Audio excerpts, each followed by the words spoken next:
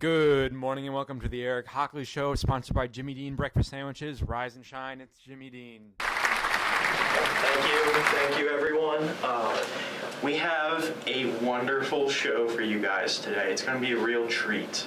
And we have some phenomenal guests lined up, so make sure you stay tuned. So, many of you are probably familiar with non-small cell lung cancer, also known as NSCLC. And you may also be familiar that 85% of all lung cancer cases are NSCLC. And you may also know that it is extremely resistant to chemotherapy. Well, today our first two guests are two major players in the NSCLC game. I'd like everyone to give a warm welcome to anaplastic lymphoma kinase and the epidermal growth factor receptor. Hi, Eric. Thanks for having us. It's a pleasure. Thank you for having us on. Thank you for joining us today. It's going to be a real great show. So, for those of you at home and in the audience that may not be too familiar with these two, how about you guys give them just a nice little background? Yeah, sure. So I'm part of the receptor tyrosine kinase family, and I help with signal transduction through the cell membrane.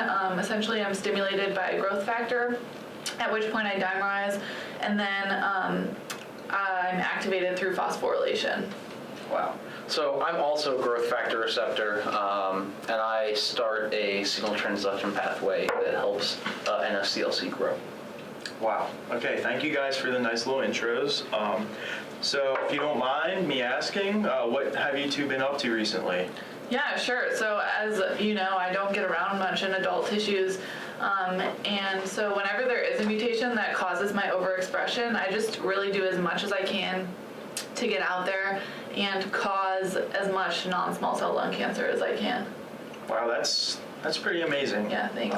How about you? I mean, the same for me, but we've also been seeing some incredible success recently overcoming the first kind of generation of inhibitors designed to keep us down. Wow, that sounds great. Sounds like you guys are overcoming a lot of adversity. Yeah, we're really excited about it. Congrats. But I have heard that not everything's perfect, not everything's super easy for you guys. I heard as of maybe July 2017, you guys have been running into some issues. Yeah, so that's when this new guy, Brigatinib, was FDA approved.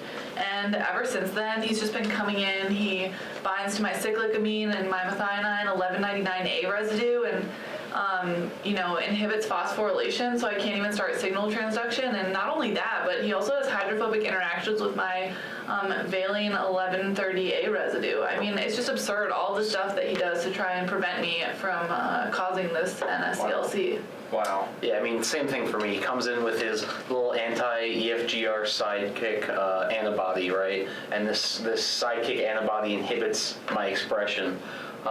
And then to add insult to injury, right? When I'm still struggling along, there's only a few of me. He comes in and binds in my ATP binding pocket, literally starving me to death. It's really horrific. That sounds terrible. Sounds like you guys have a real rough road ahead of you dealing with this. It sounds really difficult.